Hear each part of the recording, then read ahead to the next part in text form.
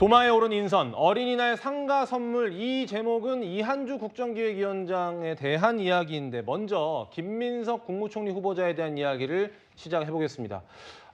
김 후보자가 오늘을 데드라인으로 언급을 했는데요. 목소리 준비했습니다. 일요일쯤에 추가적으로 더 온 국민이 이해하실 수 있도록 관련한 글을 제가 올리겠습니다. 김민석 후보자를 둘러싼 의혹은 크게 두 가지로 설명할 수 있겠습니다. 먼저 돈 문제고요. 두 번째는 아들 문제입니다. 돈 문제부터 살펴보죠. 그러니까 재산이 원래 2020년에는 5억 8,095만 원의 쉽게 말해서 빚이 있었는데 6억 원의 추징금을 내고 나서도 돈이 남았다는 거예요. 그러니까 국회의원 세비가 주 수입원이었을 텐데 어떻게 이거를 다 갚고도 돈이 남느냐 이런 의혹인 것 같아요. 박창진 부대변인. 네, 아마 김민석 후보와 관련해서는 우리 언론이나 국민 여러분들이 갖고 있는 의문점 중에 하나는 지금 말씀하신 부분도 있지만 이전에 유죄 판결을 받았던 정치자금법 위반과 관련해서 이게 더 씌워져서 오히려 이런 이제 효과를 발휘하는 게 아닌가 싶은데요.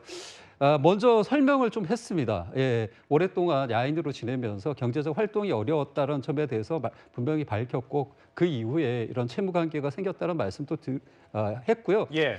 지금 이 재산이 증가한 부분이라든지 이건 확실하게 지금 어떤 자료로 증빙된 바는 없다라고 제가 알고 있고요. 앞으로 차후에 검증하는 청문회 과정에서 충분한 자료를 풍성하게 제출하겠다라는 본인의 그런 설명도 있었습니다.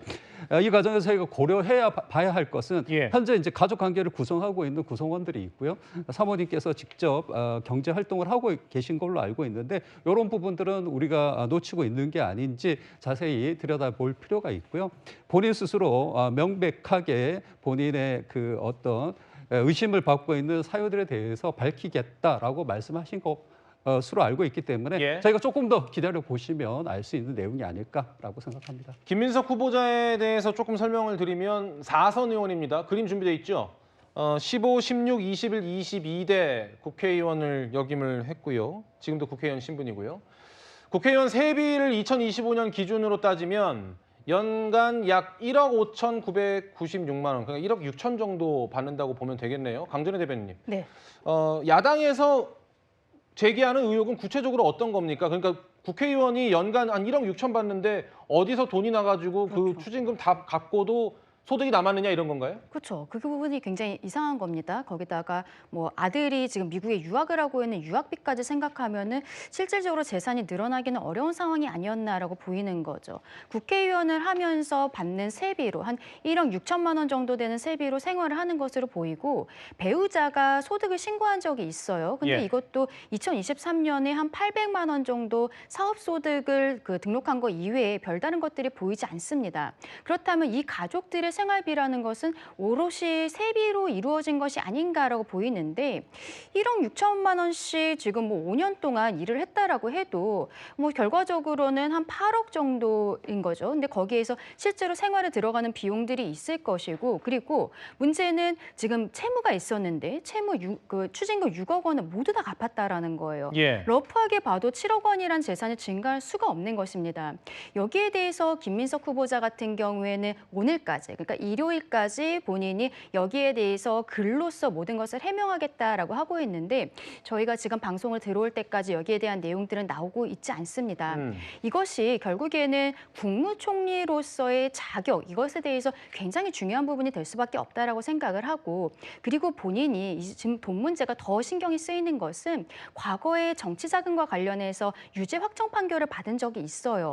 그렇기 때문에 국민들께서는 과거에 그랬던 사람과 또 돈거래가 있다는 것도 최근에 언론에 계속 나오고 있고 이렇게 알 수 없는 수입들이 있다라는 것 여기에 대해서 더 좀 엄격한 잣대로서 봐야 하지 않나라고 보고 계신 것으로 보입니다. 김민석 후보자가 지금 인사청문회를 준비하고 있고 인사청문회를 같이 준비하고 있는 이 총리실 관계자는요. 세비 외에도 강연비, 행사비, 조의금 등 기타 소득이 있다. 인사청문회 때 자료 증빙이 가능하다라고 했는데 부장께서 보실 때는 어떻습니까? 뭔가 증빙이 가능하다고 하는 거 보면 자신 있는 것 같아요. 어떤 자료를 내놓을까요? 이 재산 증가 부분은 이 복잡한 함수가 아닙니다. 이건 그냥 산수입니다. 수입이 얼마였고 그 비용을 얼마를 썼고 그래서 남아있는 재산이 얼마다. 굉장히 단순하기 때문에 앞으로 자료를 성실하게 제공하면 이 상식 있는 국민들께서 보시고 판단할 것으로 생각이 됩니다. 예. 물론 기타 소득이 발생할 수 있습니다. 기타 소득이 발생하면 매년 5월이 되면 종합소득세 신고를 하게 됩니다. 예. 그러니까 국세청이 세원을 투명하게 알 수 있기 때문에 앞으로 김민석 총리 후보자께서 어떤 기타 소득이 얼마나 있었는지 이 자료를 통해서 밝히시면 될 것 같습니다. 그리고 앞서 다른 인터뷰에서 이런 얘기를 하신 게 있더라고요. 이 대출을 통해서 빚을 갚은 것도 있다라고 하니 대출이라는 것은 금융기관과의 이 대차 계약 아닙니까? 예. 이제 그런 계약도 충분히 이 자료로서 소명이 가능하기 때문에 앞으로 이 김문석 후보자가 납세 실적과 대출 계약 이런 증명할 수 있는 자료를 통해서 이 국민을 설득할 과정이 남아있다 이렇게 볼 수 있을 것 같습니다.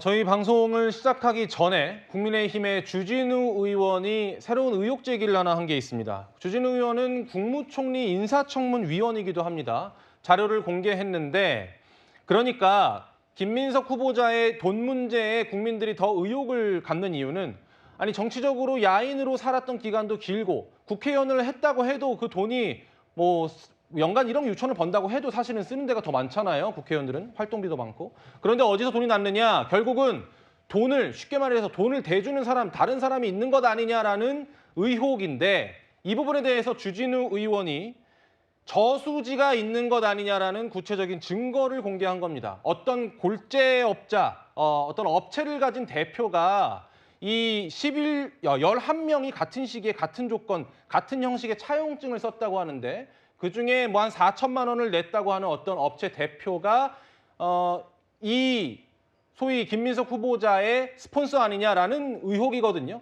장윤 변호사님께서는 이 의혹 어떻게 보십니까? 이제 스폰서가 있다면 차용 계약서를 쓰는 경우는 전 보지 못한 것 같고요. 오히려 금전 소비대차 계약서를 썼으니까 이게 스폰의 근거라고 하는 게 저는 개인적으로 법조인으로서 할 수 있는 의혹 제기인가 좀 의문입니다. 예. 만약에 이게 검은 돈이라면 은닉의 동인이 있는 거죠. 이 사람들한테, 여기에 참여하는 사람들한테. 그런데 떡하니 날인까지 한 이 차용증을 쓴다? 이건 차용의 근거라고 보는 게 어떻게 보면 더 합리적이지 않겠습니까? 그래서 물론 저는 야당으로서 의혹 제기하실 수도 있고 의혹이 있다면 당사자가 공적 업무를 수행하겠다고 나선 만큼 해명을 해야 되겠습니다만 이게 지나친 정치 쟁점화로 가는 거는 조금 여야 모두 경계할 필요가 있다라는 네, 입장입니다. 지금 강대원, 주진우 예. 의원께서 말씀하신 사건에 대해서 조금만 설명을 드리면 예. 일단은 기본적으로 대출 돈을 빌려준 사람이 과거에 김민석 후보자가 돈을 받았었던 사람, 그러니까 유죄 확정 판결을 받을 때 돈을 줬던 사람이에요. 이 사람한테도 돈을 빌렸는데 지금 주진우 의원 얘기하는 것은 같은 날에 빌려준 1,000만 원씩 빌려준 또 다른 사람들이 있잖아요. 그중에 한 명을 알아보니까 이 강 씨가 기존에 돈을 줬었던 강 씨가 운영하는 회사에 감사로 등록되어 있는 사람이더라. 그리고 이 사람은 정읍에 지금 살고 있다라고 합니다. 그래서 한 언론사에서 오늘 오전에 단독 기사를 냈는데 이분이랑 전화로 이제 인터뷰를 했는데 본인은 김민석이란 사람을 모르지만 뭐 재선 국회의원까지 했다라고 하니까 믿고서 돈을 빌려줬다라고 이야기를 하고 있어요. 예. 그러면은 대출을 중간에서 알선했다라고 할 수 있는 강 씨가 또 다시 연결이 되는 것이죠. 지금 11명이 이제 다른 대출을 해준 사람들이 있는데 돈을 빌려준 사람들이 있는데 그 사람들과의 관계도 꼼꼼히 따져봐야 될 것으로 보입니다. 알겠습니다. 일단은 주진우 의원이 주장한 단계이기 때문에 이게 인사청문회 과정에서도 아마 이야기가 또 나올 것이고요. 어떤 검증 과정을 거칠지 그리고 어떤 식의 해명을 내놓을지도 지켜볼 문제인 것 같습니다. 국민의힘에서는요. 이런 문제들 채무뿐만이 아니고 아들 입시 관련한 의혹도 나왔었죠. 이런 문제들을 거론하면서 김민석 후보자의 거취 결단을 촉구하고 있습니다. 가짜 좌파의 위선과 이중성을 적나라하게 보여줍니다. 이 대통령은 김민석 후보자 지명을 철회하고 본인도 조속히 거취를 결단해야 합니다. 박창진 부대변인, 신고 재산이 2억 원대인데 미국의 유명 사립대에 아들이 다녔다. 이 유학비는 또 어떻게 마련한 거냐. 그러니까 결국엔 또 돈 문제예요. 아들 의혹에서도 돈 문제가 나오네요. 뭐 일단 김민석 후보가 제대로 소명하겠다라고 얘기한 만큼 후보자가요? 현재는 후보자죠. 예, 후보자를 믿고 좀 기다려줄 수 있는 이런 시간이 필요한 것도 사실인 것 같고요.